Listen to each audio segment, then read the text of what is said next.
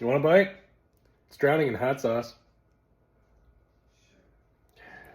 So there's a trend going on right now where some guy on a podcast makes an egg in a microwave for 40 seconds with a dollop of mayo, an egg, and nothing else. And then a bunch of other content creators decided they were going to make it too. Well, they add a bunch of stuff that would make it delicious. And I'm making it the way that the guy made it. Actually, I'm making it the way most Americans would make it. Dried out, full of hot sauce, way too much pepper, and don't forget being verbally accosted by your pet. Look at this little guy. He has no idea what it is, and he wants it. So how did it turn out? It was great. Yeah, super custardy. And I loved it.